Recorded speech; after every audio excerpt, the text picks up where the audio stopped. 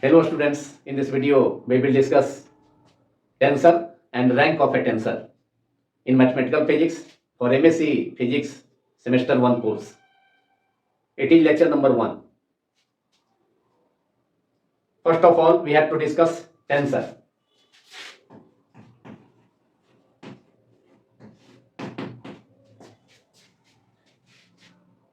What is tensor?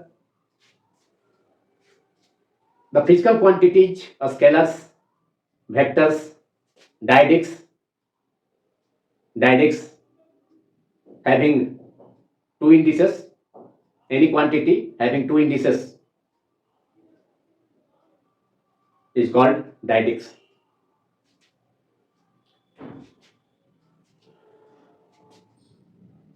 So the physical quantities, scalars, vectors, dyadics, etc. are collectively known as tensors of rank 0, 1, 2 and so on respectively. Physical quantities, scalars, vectors, dyadics को combinedly collectively tensor कहा जाता है, जिनके rank respectively क्रमशः 0, scalar का rank 0 होता है, vector quantity का वेक्टर्स का रैंक वेक्टर और वेक्टर क्वांटिटीज का रैंक 1 होता है, डायडिक्स का रैंक 2 होता है. डायडिक्स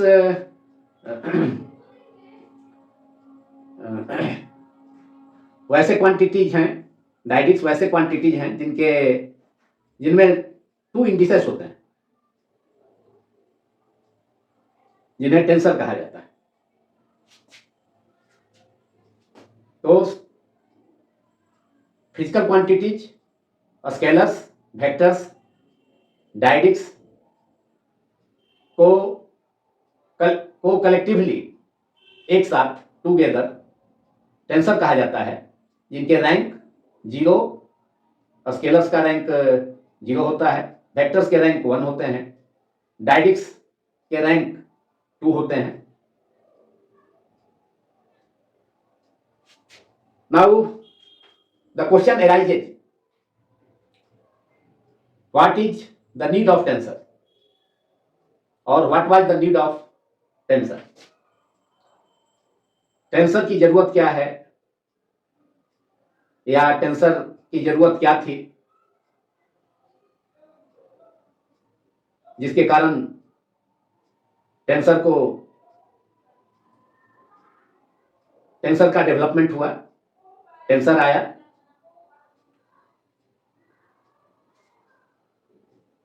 In many physical problems, the notation of vector is not enough to represent the relation between the physical quantities involved.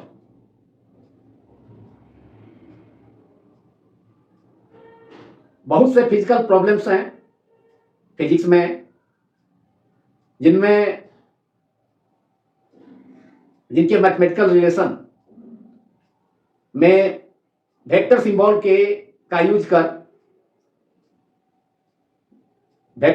का यूज करना पर्याप्त नहीं होता है, इनफ नहीं होता है. उस रिलेशन के, उस फिजिकल प्रॉब्लम के रिलेशन को जिन क्वांटिटीज के हेल्प से एक्सप्रेस किया जाता है, उनके लिए केवल वेक्टर नोटेशन सफिशिएंट नहीं होता है. जैसे कि for example, vector form of Ohm's law, that is microscopic form of Ohm's law, is J vector is equal to sigma into capital E vector, where J vector is current density and capital E vector is electric field intensity. But there is no notation, vector notation there is no vector notation we use over sigma. So sigma is a scalar, and in general sigma for three-dimensional geometry, quantity sigma, that is conductivity or electrical conductivity, is treated as tensor. That is, in more sigma must be replaced by a more general quantity sigma ik having two indices, that is sigma ik is a set of 9 elements, and sigma ik is used to effect the required change in magnitude and direction. So sigma ik, that is a set of 9 elements or dyadics, each element having two indices, so it is a dyadic. Each element is a dyadic. There are 9 elements. There are 9 elements in sigma ik. So this more general quantity sigma ik replaced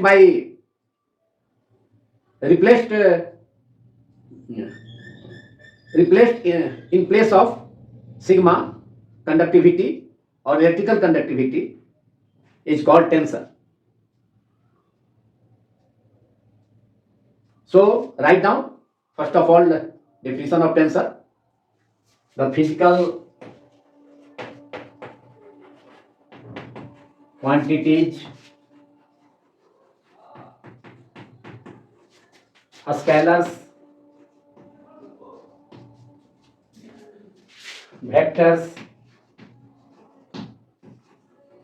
dyadics having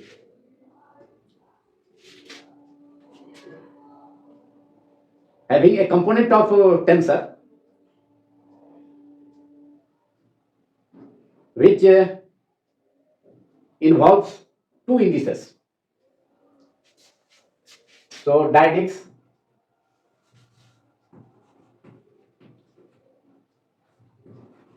etc. are collectively known as tensor.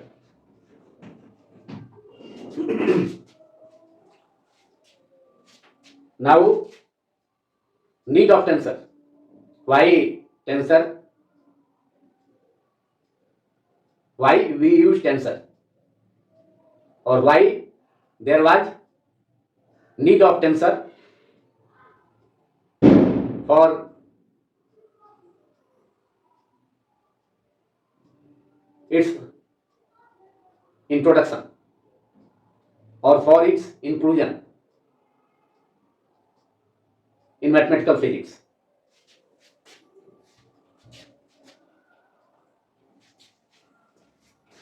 For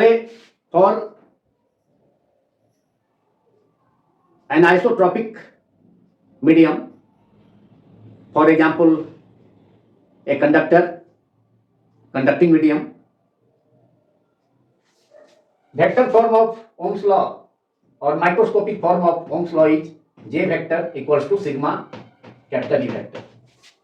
J vector is a current density, while capital E vector is a electric field or electric field intensity. E vector is electric field intensity or electric field. So current density is related to current density J vector is related to electric field और electric field intensity है J vector equal to sigma E. देखा जा सकता है कि J वेक्टर पर vector का सिंबल है, कैपिटल ई वेक्टर पर भी वेक्टर का सिंबल है, लेकिन सिग्मा पर कोई सिंबल नहीं है. तो सिग्मा निश्चित रूप से एक स्केलर क्वांटिटी है. यह स्केलर क्वांटिटी को अगर हम मोर जनरल फॉर्म में अगर यूज करें an array of 9 elements, more general quantity sigma ik के रूप में यूज करें फॉर थ्री डायमेंशनल स्ट्रक्चर। तो यह स्केलर क्वांटिटी सिग्मा को ही टेंसर कहा जाता है। Suppose it is equation number 1 in component form, that is if current density is along x axis, we can write it as J1 equals to sigma E1। suppose it is equation number 2। अब यहाँ पर current density केवल x direction के long restricted है, जो कि केवल electric field x direction का के लॉन्ग इलेक्ट्रिक फील्ड का कंपोनेंट E1 है, उसी पर डिपेंड करेगा। लेकिन ऐसा तब होगा जब मीडियम आइसोट्रोपिक है, conductor for example a conductor और कंडक्टिंग मीडियम। तो आइसोट्रोपिक मीडियम के लिए यह तो रिलेशन सही है J1 equal to sigma E1, जिसमें कि करंट डेंसिटी केवल एक्स एक्सिस के अलोंग है अगर, तो वह केवल इलेक्ट्रिक फील्ड का कंपोनेंट होगा एक्स एक्सिस के अलोंग, क्योंकि वन डायमेंशन की केस में तो केवल एक्स डायरेक्शन के अलोंग ही सपोज करेंगे, ओनली वन डायरेक्शन लेना है, या तो एक्स के लॉन्ग ले या वाई के लॉन्ग या जेड के ले, तो केवल एक ही कंपोनेंट होगा। तो J1 केवल E1 पर डिपेंड करेगा, एक्स कंपोनेंट या केवल, क्योंकि वन डायमेंशन का आइसोट्रोपिक मीडियम का केस है, तो उस सिचुएशन में तो यह relation J1 equal to sigma E1, तो उसमें J1 केवल E1 पर डिपेंड करेगा। लेकिन यदि एन आइसोट्रोपिक मीडियम है, जैसे कि बहुत से क्रिस्टल्स के केस में होता है, इन case of crystals which is a crystal is an in case of a crystal it is the case of anisotropic medium। तो anisotropic medium के केस में यह रिलेशन केवल एक कंपोनेंट वाला, इसमें सिग्मा का भी केवल सिग्मा है, इसमें केवल सिग्मा है, स्केलर है, जिसका कि रैंक 0 है, इसका कोई इंडेक्स नहीं है इस पर। तो that quantity having no index is known as a scalar. लेकिन टेंसर हो जाएगा, scalar is also a tensor of rank 0। लेकिन इसी को जनरलाइज करना पड़ेगा जब एन आइसोट्रोपिक मीडियम का केस होगा, तो करंट डेंसिटी का जो कंपोनेंट है, करंट डेंसिटी का कंपोनेंट एक्स एक्सिस के लॉन्ग J1, वह केवल E1 पर, एक्स कंपोनेंट पर डिपेंड नहीं करेगा। अब थ्री डायमेंशनल स्ट्रक्चर है for anisotropic medium, for example a crystal. तो उस सिचुएशन में component of current density along x axis that is J1, इसे Jx भी सपोज किया जा सकता है, सॉरी। तो J1 न केवल इलेक्ट्रिक फील्ड का एक्स कंपोनेंट पर डिपेंड करेगा, बल्कि y direction and z direction में जो कंपोनेंट है इलेक्ट्रिक फील्ड का, उस पर भी डिपेंड करेगा। E2 सपोज किया जाए वाई डायरेक्शन में कंपोनेंट है थ्री डायमेंशनल स्ट्रक्चर के लिए, क्रिस्टल स्ट्रक्चर के लिए E2 सपोज किया जाए, E2 is the component of electric field along y axis and E3 component of electric field along z axis. तो उस सिचुएशन में करंट डेंसिटी J1, जो कि करंट डेंसिटी का एक्स कंपोनेंट है, वह वाई एक्सिस के लॉन्ग इलेक्ट्रिक फील्ड का component E2 and z axis के लॉन्ग कंपोनेंट E3 पर भी डिपेंड करेगा। E1 के साथ साथ एक्स कंपोनेंट के लॉन्ग इलेक्ट्रिक फील्ड E1 है, उस पर भी डिपेंड तो करेगा ही। So in case of a three dimensional crystal structure, current density, x component of current density J1 will depend on y component and z component of electric field, say E2 and E3, as well as on x component of electric field E1. Therefore, for an isotropic medium, for example a three-dimensional crystal structure, we can write this relation, that is Ohm's law, in vector form as for an isotropic for an anisotropic medium, that is, for example, a three-dimensional crystal structure, three-dimensional crystal structure. We can write Ohm's law in vector form. J vector is equal to sigma E vector as J1, x component of current density is J1. यह depend करेगा y direction के along electric field का component E2 पर भी and z direction के along electric field का component E3 suppose किया जाए E3 पर भी एंड x डायरेक्शन के लॉन्ग इलेक्ट्रिक फील्ड का कंपोनेंट E1 पर तो डिपेंड कर ही रहा है।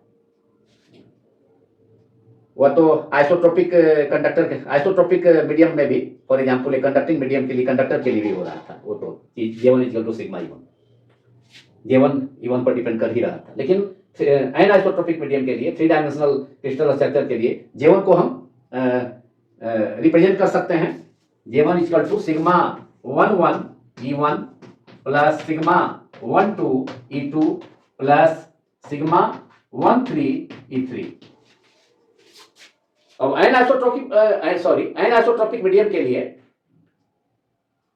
दैट इज फॉर एग्जांपल एक थ्री डायमेंशनल क्रिस्टल स्ट्रक्चर के लिए, अब इसमें केवल J1 equal to sigma E1 से काम नहीं चलेगा। उसके लिए हमको एक्सप्रेस करना होगा J1 equal to sigma 11 E1 plus sigma 12 E2 plus sigma 13 A3। क्योंकि इस सिचुएशन में x component of current density J1 E1 के अलावा, इलेक्ट्रिक फील्ड का एक्स डायरेक्शन में कंपोनेंट E1 के अलावा y एंड z डायरेक्शन में इलेक्ट्रिक फील्ड का जो कंपोनेंट्स है उस पर भी डिपेंड करेगा।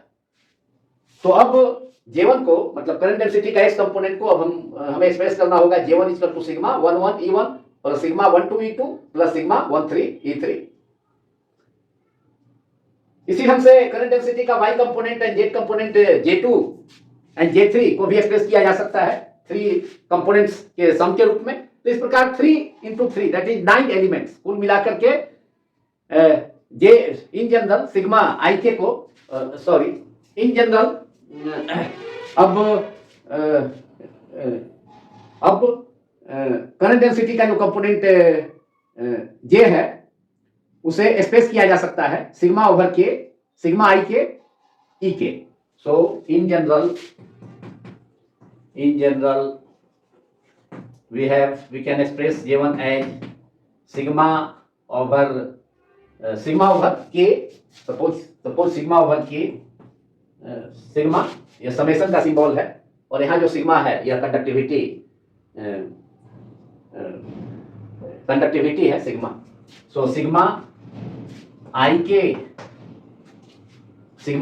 के into capital E which is the electric field E के, E1 E2 E3 are the components of electric field along x, y and z axis respectively. So in general J1, that is component of current density along x axis, can be written as J1 is equal to sigma over k summation over sigma, that is this symbol is a summation symbol. So sigma over k, sigma I k. Now this symbol sigma I k in place of sigma, it is replaced by sigma, scalar quantity sigma के बदले में sigma I के का use किया गया है जो कि टेंसर है। इसमें 9 कंपोनेंट हो सकते हैं sigma I K E K, and suppose it is equation number 3 and where sigma I K is a tensor,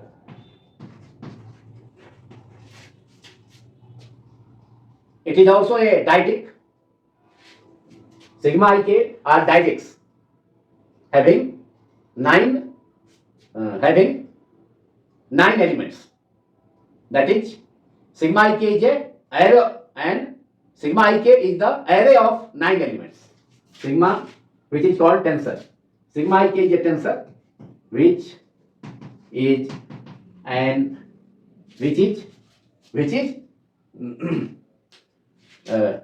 is a set of 9 elements. This set of 9 elements is called tensor, which is sigma I k. a set of sigma ik, a set of 9 elements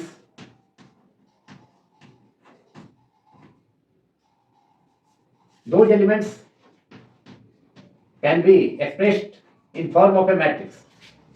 sigma I K 9 elements है जिन्हें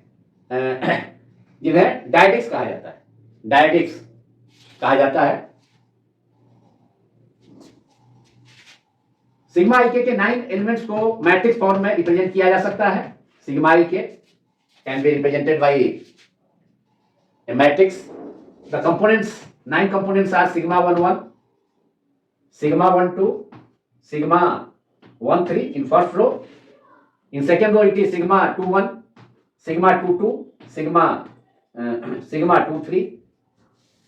In the third row it is in third row of the matrix there are also 3 components, that is sigma 31, sigma 32, sigma 33.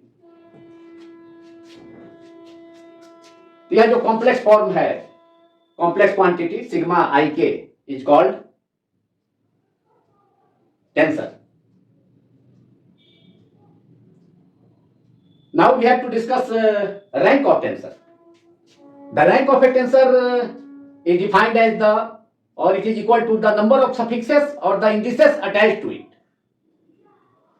The rank of a tensor when raised as a power of the number of the dimensions, for example 3 dimension, 4 dimension, 3 dimensions, 4 dimension, etc. It gives the number of components of that components. It gives the number of dimensions. Sorry, it gives the number of components of the tensor, and hence the number of elements of the matrix which represents that tensor. तो rank of a tensor क्या है? Sorry. Rank of a tensor number of suffixes और indices किसी tensor के साथ attach होते हैं. Number of indices 1, 2, 3, 4 and so on. तो किसी टेंसर के साथ जितने नंबर ऑफ जितने नंबर ऑफ इंडिसेस और सफिक्सेस अटैच होते हैं, उन सभी इंडिसेस को और सफिक्सेस को रैंक ऑफ ए टेंसर कहा जाता है. रैंक ऑफ ए टेंसर को जब नंबर ऑफ डायमेंशंस के पावर के रूप में रेज किया जाता है, तो टोटल नंबर ऑफ टेंसर का total number of components obtain होता है, एंड उसके साथ साथ number of elements of the matrix जो कि उस टेंसर को रिप्रेजेंट करता है. यहां भी टेंसर सिग्मा आई के यहां भी टेंसर सिग्मा आई के को मैट्रिक्स के द्वारा रिप्रेजेंट किया गया है, जिसमें कि 9 एलिमेंट्स हैं. तो ये 9 एलिमेंट्स सिग्मा आई के टेंसर को रिप्रेजेंट करता है, जो कि स्केलर का जनरलाइज्ड फॉर्म है और एक कॉम्प्लेक्स फॉर्म है. तो रैंक, किसी टेंसर का रैंक को जब नंबर ऑफ डायमेंशंस 3 डायमेंशन है, तो 3 के ऊपर में अगर number of rank of tensor n है, तो उसको 3 डायमेंशन अगर है तो 3 के ऊपर 3 का पावर के रूप में n को रेज किया जाए तो 3n कंपोनेंट्स हो जाएगा उस टेंसर का, या उस मैट्रिक्स का जिसके द्वारा उस टेंसर को रिप्रेजेंट किया जा रहा है, उसका नंबर ऑफ एलिमेंट्स हो जाएगा.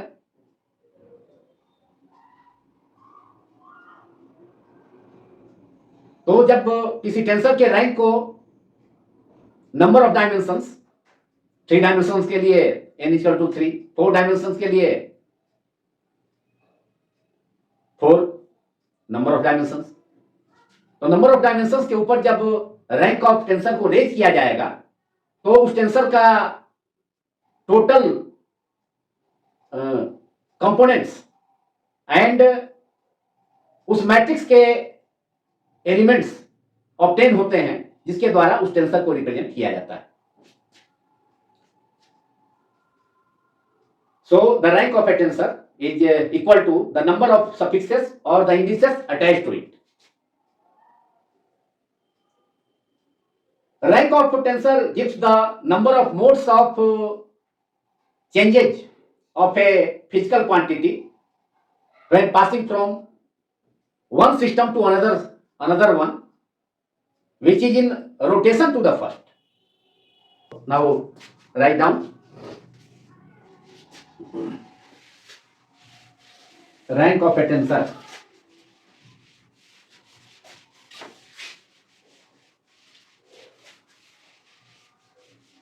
After the explanation of tensor,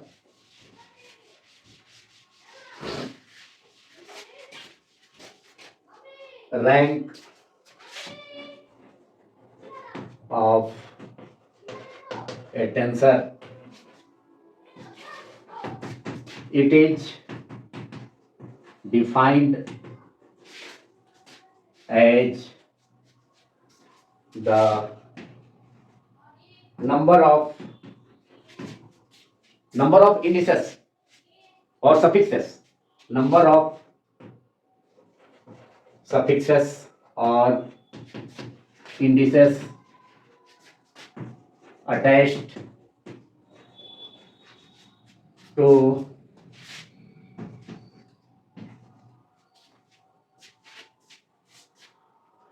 a tensor quantity.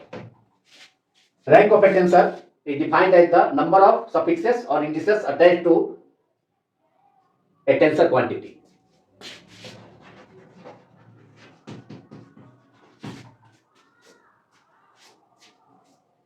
उस टेंसर क्वांटिटी में कितने नंबर ऑफ सफिक्सेस अटैच्ड हैं नीचे या ऊपर, as in form of covariant or contravariant, that is as that is as subscript or superscript, that is as superscript or subscript.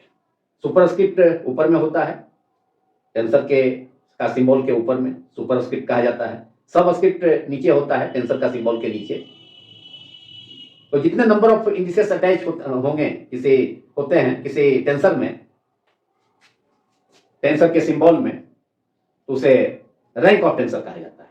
So rank of tensor is defined as the number of suffixes और indices attached to a tensor quantity. And next write down the rank of tensor, the rank of tensor when raised किया जाता है.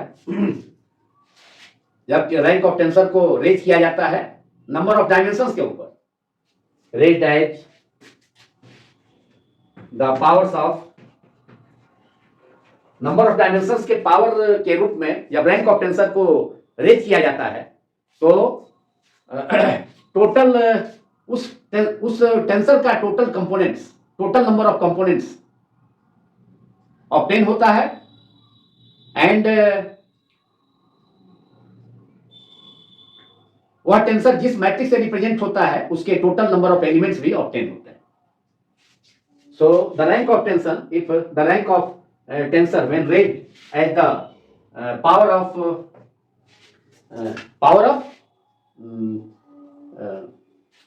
number of dimensions, power of the number of dimensions, power of the number of dimensions gives the total number of components of that tensor, and also the number of elements, of the matrix which represents number of also the number of elements of the matrix which represent that tensor. जिस matrix के द्वारा उस tensor को represent किया जाता है, तो उस मैट्रिक्स के टोटल नंबर ऑफ एलिमेंट्स को भी रिप्रेजेंट करता है। जब किसी टेंसर के रैंक को नंबर ऑफ डायमेंशंस के पावर के रूप में रेज किया जाता है, तो which represents that tensor 3 to the power n components.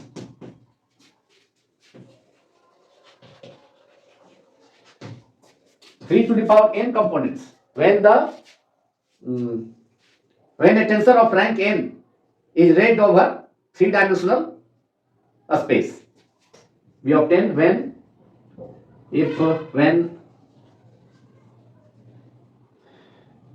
the tensor of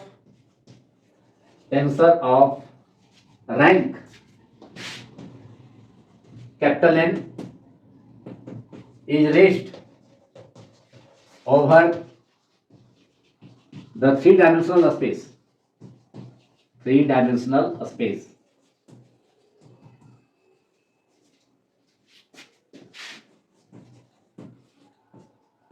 Similarly, if a tensor of rank n, when a tensor of rank capital N is raised over the 3-dimensional space, we get 3n components. Similarly, if a tensor of rank n, capital N, is raised over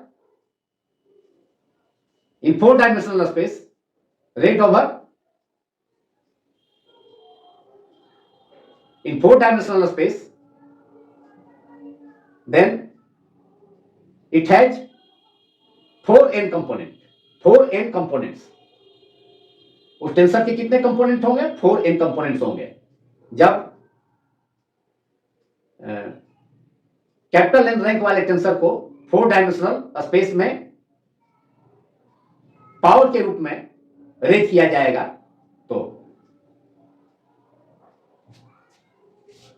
now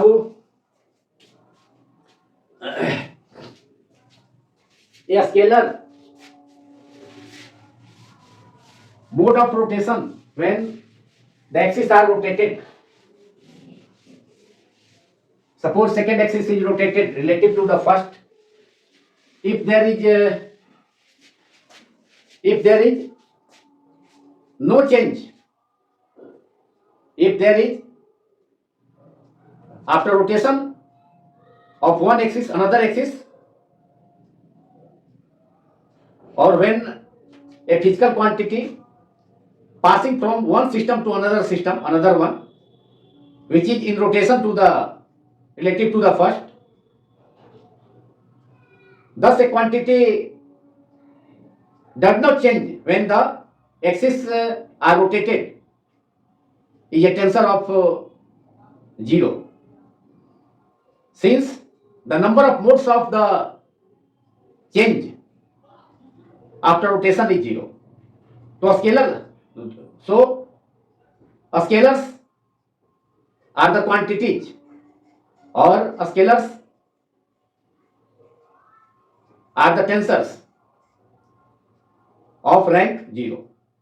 A scalar is a tensor of rank 0 because there is no mode of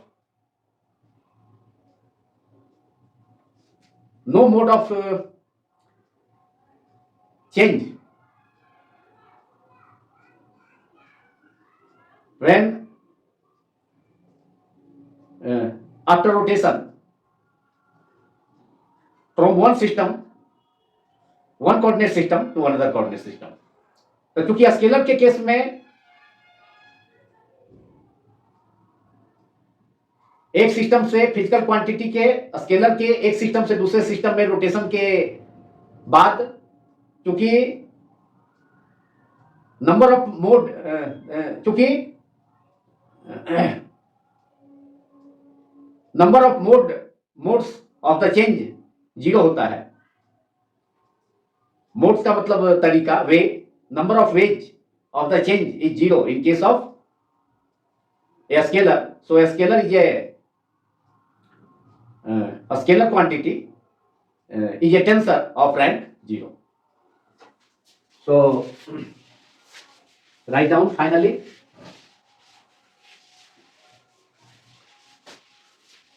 Thus we see that rank of tensor gives the number of modes or number of ways of changes of a physical quantity when passing from one coordinate system to another coordinate system, while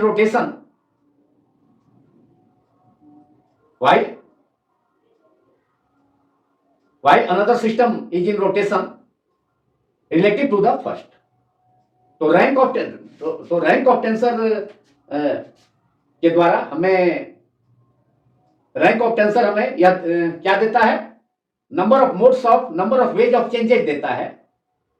किसी physical quantity का number of ways of changes देता है, कितने ढंग से वह change हो सकता है अगर वह क्वांटिटी एक सिस्टम से दूसरे सिस्टम में पास करता है, जबकि अनदर सिस्टम रोटेशन में होता है फर्स्ट सिस्टम के रिस्पेक्ट में। तो thus rank of a tensor gives the number of modes of changes of a physical quantity when passing from one system to another system which is in rotation to the first system, that is another system is in rotation relative to the first system. तो physical quantity जब एक system से दूसरे system में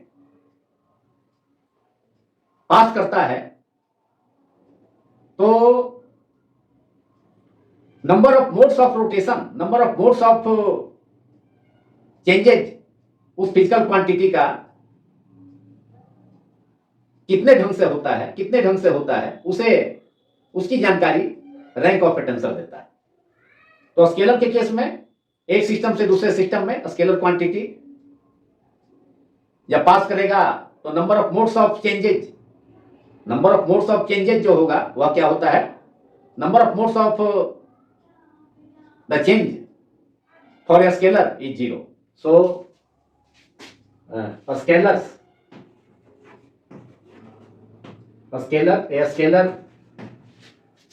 is a tensor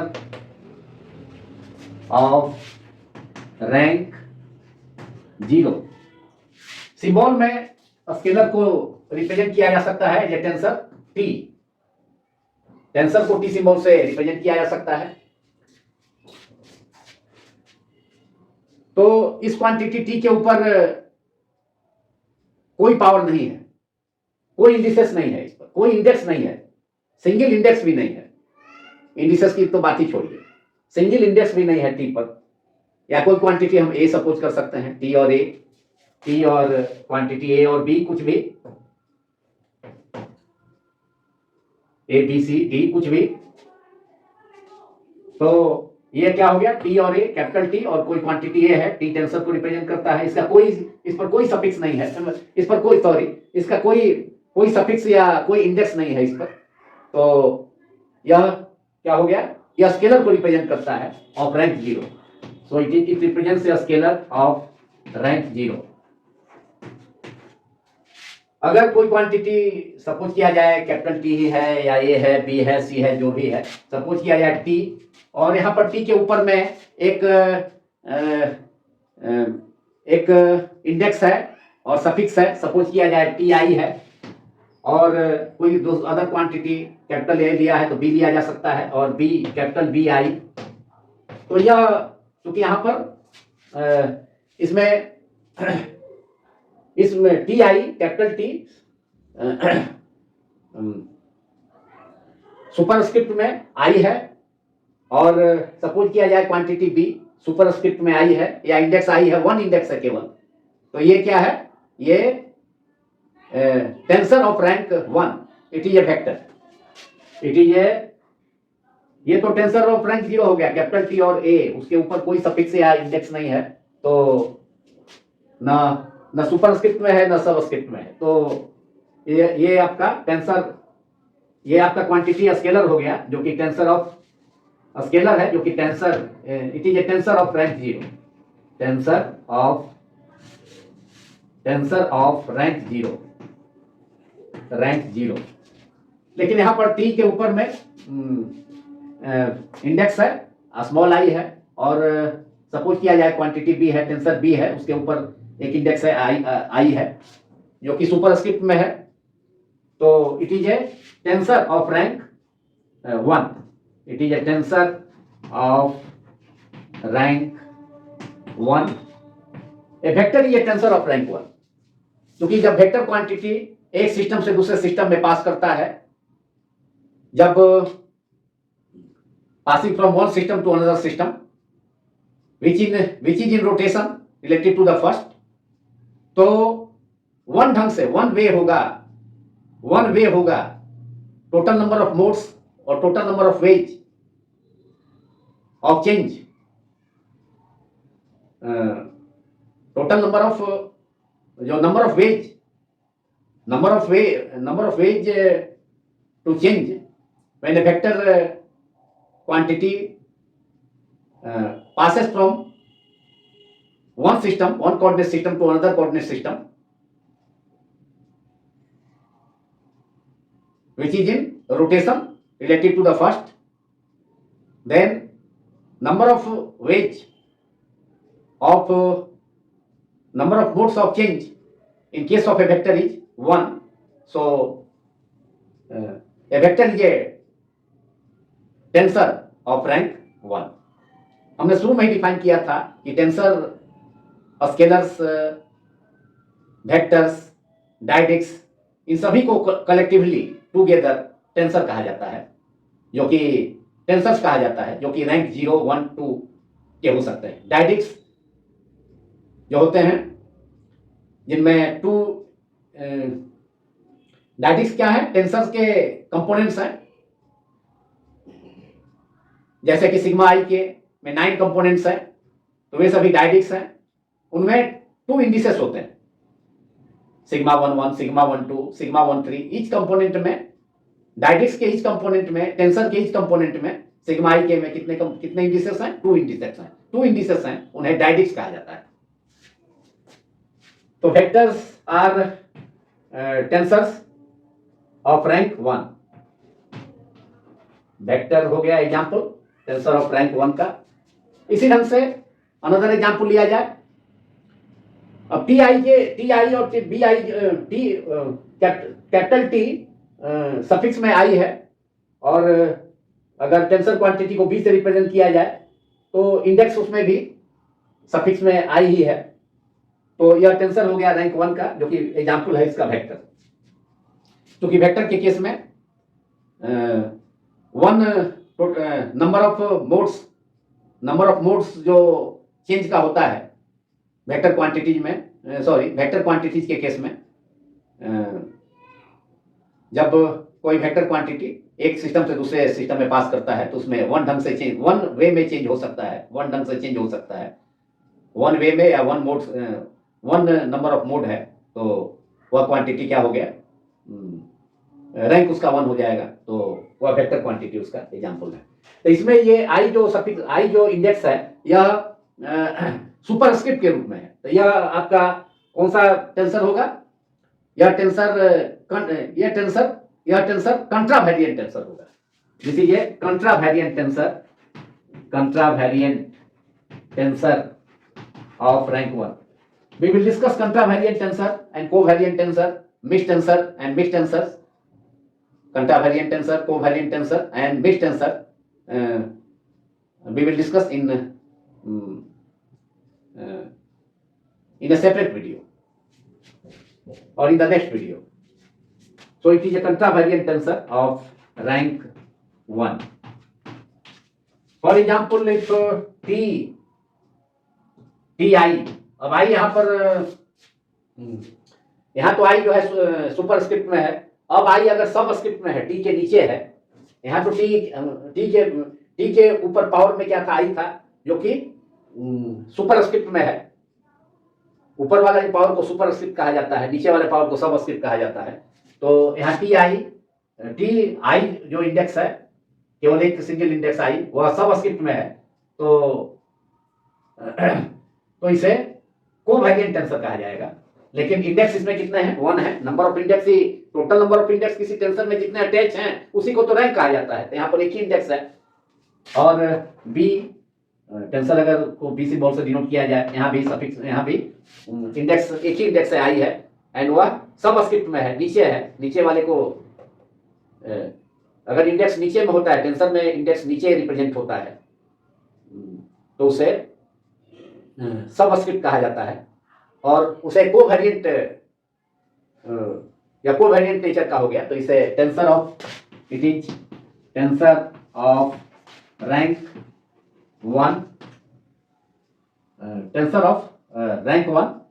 this is also a vector, लेकिन इसे covariant tensor of rank 1, covariant tensor of rank 1। Now, if we represent T, capital T tensor, a tensor quantity as Tij, this is a tensor of it. In this tensor, there are two indices or two suffixes. First is I, second is j, and both are as subscripts. Both are as subscript. नीचे में है T के tensor के का symbol T यहाँ use किया गया, इसके नीचे में है आई एंड जे, टू इंडिसेस हैं, टू सफिक्सेस हैं, लेकिन दोनों सफिक्सेस किस पोजीशन में है, तो सबस्क्रिप्ट, एज सबस्क्रिप्ट हैं। नीचे का जो पोजीशन होता है, नीचे अगर इंडेक्स नीचे होता है तो उसे सबस्क्रिप्ट कहा जाता है। तो दोनों सबस्क्रिप्ट के रूप में है, दोनों मिलाकर आई एंड जे। तो यह भी हो गया किस नेचर का, कोवेरिएंट हो गया। यह भी क्या हो गया, covariant. So T i and j are placed as subscripts having only this tensor having two indices or two suffixes as subscripts I and j. So it is a tensor of rank 2 and covariant tensor of rank 2. It is a covariant rank of tensor है।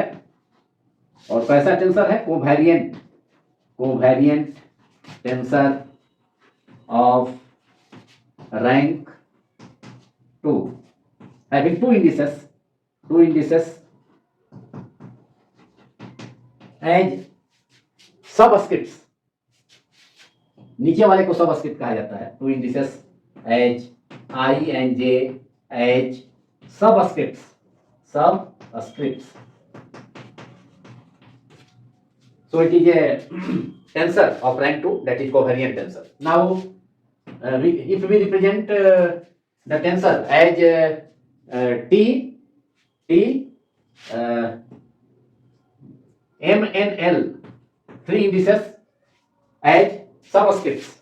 नीचे में इस tensor का symbol T, इस tensor के नीचे में 3 indices हैं, वे सबस्क्रिप्ट पोजीशन में, वे सभी सबस्क्रिप्ट्स हैं। नीचे वाले को सबस्क्रिप्ट कहा जाता है, नीचे जो इंडिसेस रिप्रेजेंट होता है उसे सबस्क्रिप्ट कहा जाता है। And suppose K as a, suppose one index के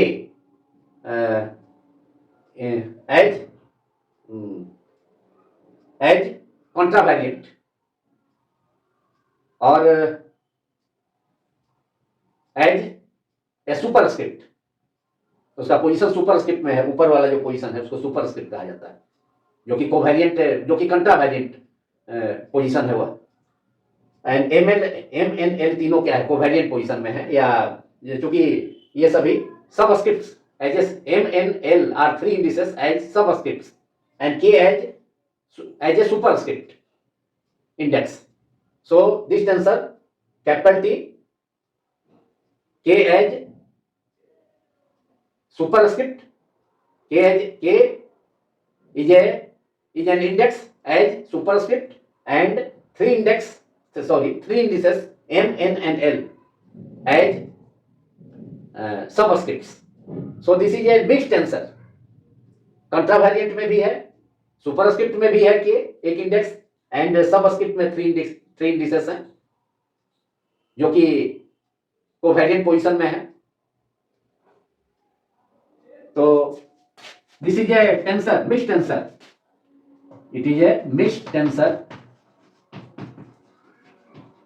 that is tensor of rank 4. there are three subscripts indices and one superscript index in contravariant position, while M, N and L, three indices in the covariant position as subscripts. So this is a tensor T, M, N, L as subscripts and K as K, the index as the